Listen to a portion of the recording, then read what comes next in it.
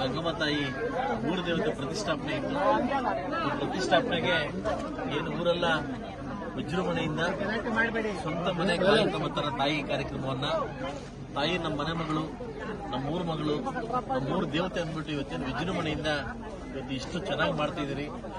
So ಇವತ್ತು ಈ ತಾಯಿ ದರ್ಶನಕ್ಕೆ ಬರೆದು ನಾನು ಬಂದು ತಾಯಿ ದರ್ಶನ ಪಡೆದು ಊರವ್ರ ಜೊತೆ ಮಾತಾಡಿ ತಾಯಿ ಇಡೀ ಊರಿಗೆ ಹಾಗೂ ನನ್ನ ನಾಡಿಗೆ ಒಳ್ಳೇದು ಮಾಡುತ್ತೆ ಕೇಳ್ಕೊಂಡು ತುಂಬಾ ಚಿಕ್ಕ ದೇವಸ್ಥಾನ ಹಾಗೂ ತುಂಬಾ ಚೊಕ್ಕ ದೇವಸ್ಥಾನ ತುಂಬಾ ಚೆನ್ನಾಗಿದೆ. ಒಳಗಡೆ ಏನೋ ಒಂದು ಪಾಸಿಟಿವ್ ವೈಬ್ರೇಷನ್.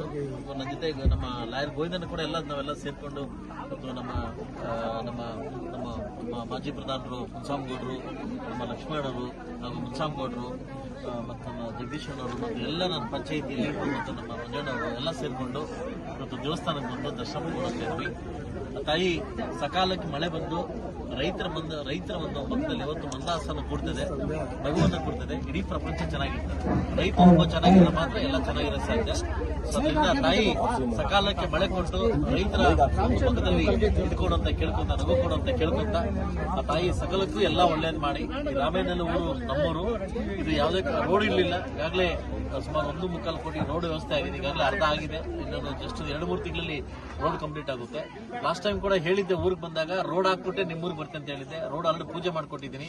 ಸೊ ಇನ್ನೇನು 2 ಅಥವಾ 1.5 ತಿಂಗಳು 2 ತಿಂಗಳ ರೋಡ್ ಕಂಪ್ಲೀಟ್ ಮತ್ತೆ ರೋಡ್ ಪೂಜೆ ಕೂಡ ಮತ್ತೆ ಬರ್ತೇನೆ ಅಂತ ಹೇಳ್ತಾ ರಾಮೇನಹಳ್ಳಿ ಎಲ್ಲ ನನ್ನ ಯುವಕರಿಗೆ, ವಿಶೇಷವಾಗಿ ಯುವಕರಿಗೆ ತುಂಬಾ ದೂರ ಬರಮಾಡಿಕೊಂಡು ತುಂಬಾ ಅಚ್ಚುಕಟ್ಟಾಗಿ ತಾಯಿ ದರ್ಶನ ಪಡ್ಕೊಂಡಿದ್ದಾರೆ. ಅವ್ರಿಗೂ ಮತ್ತು ನನ್ನೆಲ್ಲ ನಾಯಕರು ಕೂಡ ಒಂದ್ಸುತ್ತಾ ಇಲ್ಲಿಂದ ಹೋಗ್ತಾ ಇದ್ದೀನಿ. ಎಲ್ರಿಗೂ ಒಳ್ಳೆಯದು. ರಾಮೇನಹಳ್ಳಿ ಎಲ್ಲಿದೆ ಅಂತ ಹೇಳಿ ನಮ್ಮ ತಾಲೂಕಲ್ಲಿ ಯಾರಿಗೂ ಗೊತ್ತಿರಲಿಲ್ಲ. ಯಾರಿಗೂ ಗೊತ್ತಿರಲಿಲ್ಲ. ಆ ರೀತಿ ನಮ್ಮ ಶಾಸಕರು ಮಾತೇನು ಹೇಳಿದ್ರು, ಓಟ್ ಬಂದಿದ್ರು ಮಾತೇನ ನಿಮ್ಮ ಯಾವತ್ತು ನಮ್ಮೂರೇ ಅಂತ ಹೇಳ್ಬಿಟ್ಟು ಹೇಳಿದ್ರು. ಅದೇ ರೀತಿ ನಾವೇನಕ್ಕೆ ಕರೆಯಲಿ ನಮ್ಮ ಶಾಸಕರು ಇಲ್ಲಿಗೆ ಬಂದು ನಮ್ಗೆ ಏನ್ ಕೆಲಸ ಇದೆ, ನಮ್ಮ ತೊಂದರೆಗಳೇನಿದೆ ಅದನ್ನ ಕೇಳಿ ನಮ್ಗೆ ಮಾಡಿಕೊಡ್ತಾ ಇದ್ದಾರೆ. ಅವ್ರ ಕಡೆ ನಾನು ತುಂಬಾ